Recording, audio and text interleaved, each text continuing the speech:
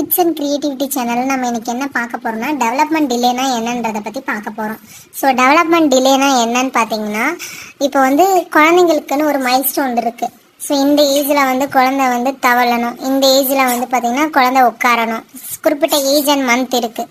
So அப்போ பார்த்தீங்கன்னா babies month வைஸாக பார்த்தோம் அப்படின்னா ஒரு குறிப்பிட்ட மந்தில் பார்த்தீங்கன்னா பேபி தவழணும், குறிப்பிட்ட மந்தில் பேபி உட்காரணும், குறிப்பிட்ட மந்தில் பேபி நடக்கணும், வித் சப்போர்ட் வித்தவுட் சப்போர்ட் அப்படின்றத பார்த்தீங்கன்னா அந்த பேபியோட மந்த்தை பொறுத்து நம்ம டெவலப்மெண்ட்டில் ஸ்டேஜை நம்ம எந்த அளவுக்கு ரீச் பண்ணியிருக்காங்க அப்படின்றத வச்சு தெரிஞ்சுக்கலாம். இப்போது பியர் குரூப்னா பார்த்தீங்கன்னா சேம் ஏஜில் உள்ள கேட்டகரி கிட்ஸ்ன்னு அர்த்தம். ஸோ அந்த மாதிரி இருக்கும் போது இப்போ நம்ம குழந்தைக்கு பார்த்தீங்கன்னா ஒரு 3 வயசு ஆகுது, இன்னொரு குழந்தைக்கு பக்கத்து வீட்டு குழந்தைக்கு 3 வயசு ஆகுது.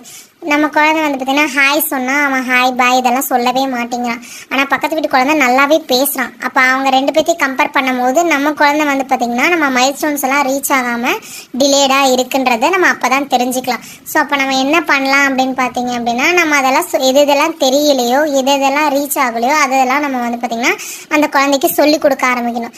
அப்போனா தான் பார்த்தீங்கன்னா அந்த டிலேன்றது பார்த்தீங்கன்னா உங்களுக்கு நார்மலாக அந்த ஏஜுக்கு ஏற்ற மாதிரி அச்சீவ் ஆகும். அப்படி இல்லை அப்படின்னா மற்ற குழந்தைய கம்பேர் பண்ணும்போது நம்ம குழந்தைக்கு ஒரு சில ஆக்டிவிட்டிஸ் எல்லாம் பண்ணுறதுக்கு ரொம்பவே டிஃபிகல்ட்டாக இருக்கும், பண்ணவும் தெரியாமையே இருக்கும். ஸோ இதுதான் பார்த்தீங்கன்னா டெவலப்மெண்ட் டிலே. அதை தெரியாதனால அந்த குழந்தைக்கு சொல்லி கொடுத்து தான் நம்ம அதை அச்சீவ் பண்ண வைக்க முடியும். அதனால் அது டெவலப்மெண்ட் டிலே அப்படின்னு சொல்கிறோம். கிட்ஸுக்கிட்ட டெவலப்மெண்டல் டிலேயில் மேஜராக அஃபெக்ட் ஆகக்கூடிய ஏரியாவில் என்னென்னு பார்த்தீங்க அப்படின்னா காக்னிட்டிவ் ஏரியா ஒன்று, ரெண்டாவது பார்த்தீங்கன்னா ஸ்பீச் அண்ட் எமோஷ்னல் ஏரியா, மூணாவது பார்த்தீங்கன்னா சோஷியல் என்விரான்மெண்டல் ஏரியா, நாலாவதாக பார்த்தீங்க அப்படின்னா நம்ம ஃபிசிக்கல் மொபிலிட்டி. இதெல்லாம் தான் பார்த்தீங்கன்னா மோஸ்ட் ஆஃப் குழந்தைங்களுக்கு டெவலப்மெண்ட் டிலேயில் அஃபெக்ட் ஆகிற ஏரியா. ஸோ இதெல்லாம் என்னென்னன்றதை பார்த்தீங்கன்னா நெக்ஸ்ட் வீடியோவில் நம்ம ப்ரீஃபாக எக்ஸ்ப்ளனேஷன் பார்க்கலாம். தேங்க்யூ.